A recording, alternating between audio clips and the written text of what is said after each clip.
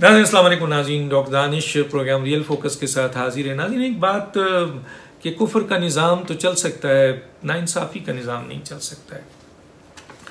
और अभी मैं एक कोट करता हूँ छोटे छोटे, क्योंकि टाइम ज़्यादा नहीं होता है वीलॉग पे, वरना मैं बहुत डिटेल में बात कर सकता हूँ, बहुत कुछ बता सकता हूँ।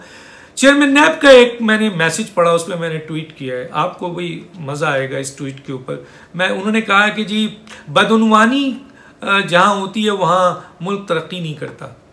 आपने वजह फरमाया, जहाँ बदउनवानी होती है वहाँ मुल्क तरक्की नहीं करता। ज़रा नीचे तो देखें अपने कितने लोग आपके जो हैं वो पैसे लेकर डील कर रहे हैं। मैं इस पर नहीं जा रहा, अभी हर इदारे में है, आप में भी है, लेकिन मैं आपके जुमले को पकड़ रहा हूँ चेयरमैन नैब साहब। वो क्या है कि बदउनवानी जहाँ होती है वहाँ मुल्क तरक्की नहीं करता। चेयरमैन साहब, जहाँ बदउनवानी होती है वो मुल्क तरक्की नहीं करता है बजा, लेकिन जहाँ बेइंसाफ़ी होती है, नाइंसाफ़ी होती है, वो मुल्क तरक्की नहीं, वो मुल्क तबाह हो जाता है। जहाँ नाअहलियत होती है वहाँ मुल्क तबाह हो जाता है। अब आप पूछेंगे कहाँ नाअहलियत हो रही है? पूरी हुकूमत नाअहल है, मैं नहीं कहता। वज़ीर आज़म नाअहल है, काबीना नाअहल है, हम नहीं कहते, सब कह रहे हैं।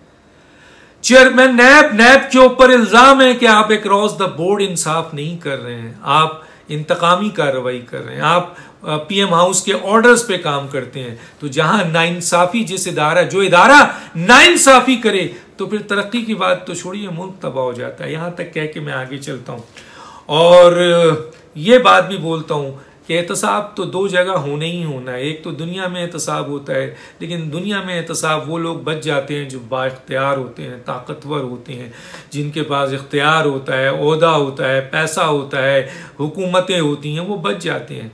लेकिन और जो लोग नहीं होता है वो पिसते हैं। लेकिन एक दुनिया का एहतसाब है और एक आखिरत का एहतसाब है। आखिरत के एहतसाब में बाल बाल का हिसाब होगा, देना पड़ेगा। दुनिया के हर आदमी को जो है मौत चखनी है। रसूल अकरम सल्लल्लाहु अलैहि वसल्लम ने जो है वो मौत चखी है, और उसके बाद आपके हज़रत ईसा अलैहिस्सलाम भी आएंगे जिनको उठा लिया गया था, तो वो भी ये मज़ा चखते हुए जाएंगे। तो मैं और आप कौन होते हैं? सबको मौत का मज़ा चखना है और अल्लाह के सामने एहतसाब के लिए आना है। सोचिए उस वक्त जितने बड़े ओहदे होंगे, जितने अहम ओहदे होंगे, जितने ताकतवर ओहदे होंगे, जितना ज्यादा पैसा होगा, जितना ज्यादा इख्तियार होगा, आपसे हिसाब भी उतने ही होगा। आइए मैं एक इल्तिजा सुप्रीम कोर्ट से करता हूँ, सुप्रीम कोर्ट के जजेस से करता हूँ कि आपने कराची की अलादीन पार्क के जो दुकानदार हैं उनको तोड़कर उनको आपने बेरोजगार कर दिया है।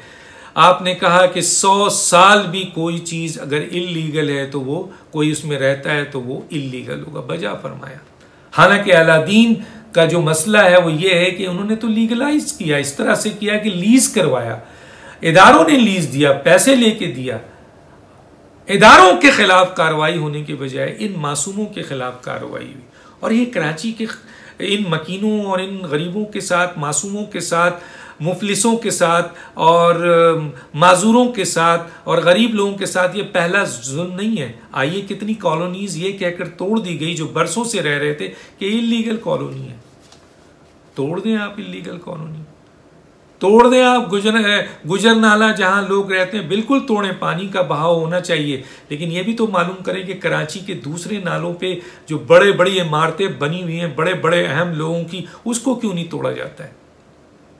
आइए गुजर नाला गैर कानूनी तोड़ दो, गरीब का है, लेकिन बनी गाला भी तो गैर कानूनी है, गैर कानूनी साबित हुआ है। लेकिन एक चीफ जस्टिस ने ये कैसा इंसाफ किया कि बनी गाला में, क्योंकि वजीर आजम रहता है, महल है उसका, वजीर आजम है, ताकत है उसके पास, तो आपने उसको लीगलाइज कर दिया, आपने उसको कहा कि ये कानूनी है। हालांकि चंद दिन पहले आपके इस्लामाबाद डेवलपमेंट अथॉरिटी ने साबित किया कि वो लीगल नहीं था, फिर लीगलाइज किया गया, उसकी पेमेंट दी गई। तो गुजर नाला गैर कानूनी तोड़ दो, बनी गाला गैर कानूनी, खबरदार हाथ नहीं लगाना, क्योंकि वजीर आजम का है, ताकतवर लोगों का है। कराची की कॉलोनीज चाहे वो 100 साल से लोग रह रहे थे, उसको तोड़ दो।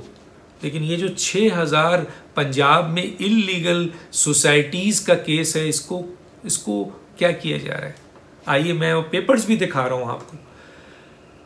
चीफ जस्टिस साहब, सुप्रीम कोर्ट साहब, आपसे इल्तिजा है, आप इंसाफ के जगह पे बैठे हुए, हम तो आपके सामने इंसाफ ला सकते हैं।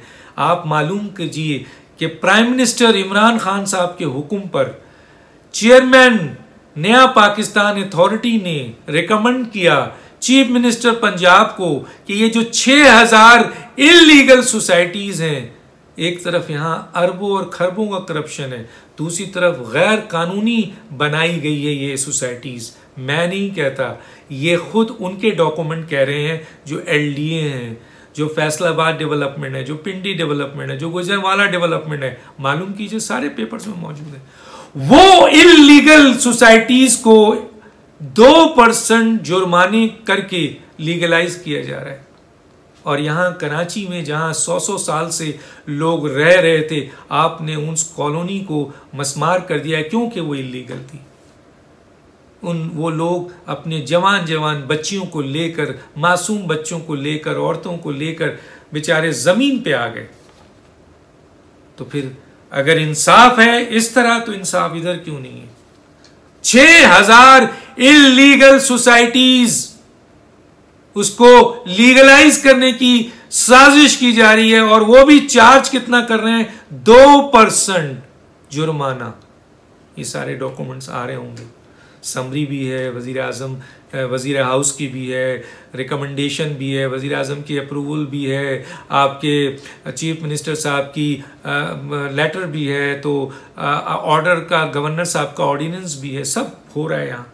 और यहाँ तोड़ दिया गया। क्यों? क्योंकि ये कराची के लोग हैं। कराची पाकिस्तान नहीं है, ये तो मिनी पाकिस्तान है।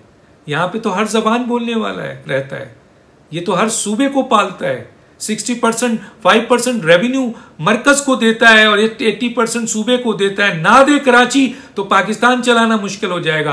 आपकी और हमारी जो है वो अयाशियाँ ख़त्म हो जाएंगी, आपकी और हमारी सैलरी नहीं मिलेगी अगर कराची। लेकिन कराची के इन लोगों को जो मेहनत करके टैक्स देते हैं और 65% मरकज को और 80% सूबे को देते हैं और लीज करके अपनी जगह लेते हैं, 100 साल से रह रहे हैं, उन्हें तोड़ दिया जाता है।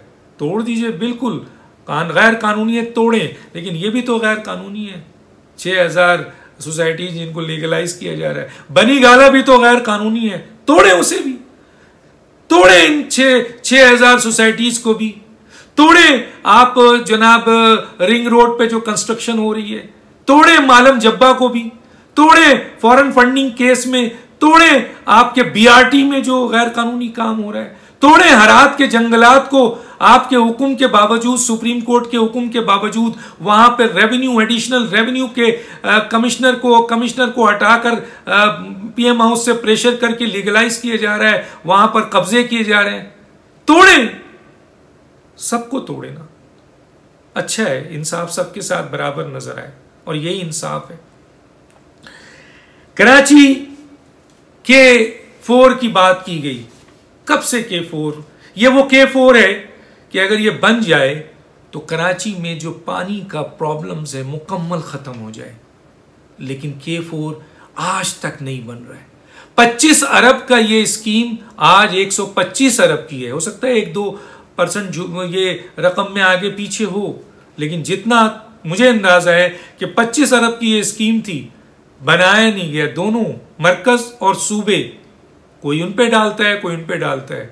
और ये कराची के गरीब लोगों के पानी का मसला है, जो बेचारे, आप औरंगी टाउन जाएं, वहाँ पानी पीने को नहीं है, लालू खेत जाए नहीं है, नॉर्थ कराची जाए नहीं है, यमन के अच्छी कराची के इलाके में पानी नहीं है। और क्यों ये नहीं बनता है?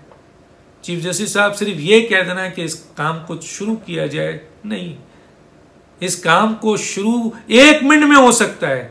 और ये सवाल कीजिए कि 25 अरब से 125 अरब क्यों हुआ, और ये कराची के मासूम लोगों को पानी K4 से क्यों नहीं मिला? इसके ऊपर उन लोगों को सजा कौन देगा?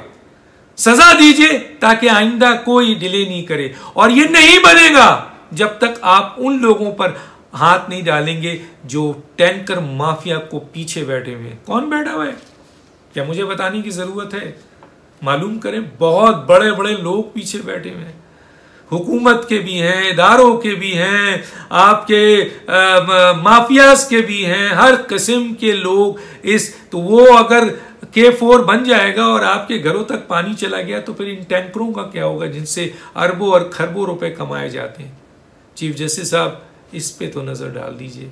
सिर्फ आपके एक स्टेटमेंट से ये कभी मसला हल नहीं होगा। ये तो पता नहीं कितनी दफा कोर्ट में केस गया हुआ है और जाता भी है, लेकिन कुछ नहीं होता है। आइए कराची के साथ दूसरी नाइंसाफी, उसका हाल निकाल के दें। वो भी जुर्म है, वो भी गैर कानूनी हुआ है कि आपने कोटा सिस्टम जो पाकिस्तान की कॉन्स्टिट्यूशन के फंडामेंटल राइट्स के खिलाफ है, 40 साल से 2013 तक तो पार्लियामेंट ने अप्रूव करके इसको आगे बढ़ाया, सुप्रीम कोर्ट के पास गया, लेकिन क्या किया आपने? फंडामेंटल राइट्स के खिलाफ है ये, और जो चीज फंडामेंटल राइट्स के खिलाफ है उसको तो उठाकर फेंक देने का हुक्म है। इस्लामिक प्रोविजन के खिलाफ है, उसको उठाकर फेंक देने का हुक्म है। आपके बेसिक जो आपके स्ट्रक्चर का खिलाफ है वो फेंक देने का। ये तो हमने सुना है कि कोई तरमीम नहीं हो सकती, वो फंडामेंटल राइट्स के खिलाफ, इस्लामिक प्रोविजन के खिलाफ, और यहां पर आपके इसके खिलाफ क्या नाम है, बेसिक स्ट्रक्चर के खिलाफ 40 साल पहले दिए गए, और अब मौजूदा हुकूमत ने सिर्फ काबीना की मंजूरी से गैर मुअय्यना मुद्दत तक कर दिया है। आपके पास केस पड़ा हुआ है, ये कराची के एक पढ़े लिखे नौजवानों का मसला है, चाहे वो कोई भी जबान बोलते हो। इंसाफ दें। आइए दूसरा एक बहुत बड़ा मसला आपके पास पड़ा हुआ है। कराची के पीठ में खंजर भोंका गया जब कराची की मर्दमशुमारी कम करके दिखाई गई और हुकूमत ने उसको अप्रूव किया। चीफ जस्टिस साहब, सुप्रीम कोर्ट साहब, आपके पास तो ये केस पड़ा हुआ है। कितनी बड़ी नाइंसाफी उनके शहरियों के साथ की जा रही है जो 65% रेवेन्यू मरकज को देते हैं, 80% सूबों को देते हैं, और उनके साथ ये जुल्म हो रहा है, मुतवातर जुल्म हो रहा है। क्या क्या बताऊं मैं आपको, एक लाइन है, लेकिन मैं ज्यादा इसमें प्रोग्राम में इससे ज्यादा बोल नहीं सकता, क्योंकि एक छोटा प्रोग्राम वीलॉग में बनाना पड़ता है, वरना तो मैं बहुत कुछ आपको दे सकता हूं। तो अब ये मुझे बताइए, सिर्फ यही चंद चीजें हल कर दें सुप्रीम कोर्ट साहब, तो कराची के लोगों को सुकून होगा कि आपने वहां भी एक्शन लिया, फॉरेन फंडिंग पे भी लिया, BRT पे भी लिया, रिंग रोड पे भी लिया, 6000 सोसाइटीज पे भी लिया, हेरात के जंगल पे भी लिया, मालम जब्बा पे भी लिया, और फिर कराची पे भी लिया। चलें, लेकिन अगर उनको कुछ नहीं होता, वहां लीगलाइज किए जा रहे हैं और बनीगाला को लीगलाइज किए जा रहे हैं, तो बेगुजना वाला और ये कॉलोनीज और ये अलादीन वाले, ये गरीब लोग जितना जुल्म कर सकते हैं करें, जो कर सकता है करें। ये थी चंद बातें। डॉक्टर दानिश को याद दीजिए। अल्लाह हाफिज।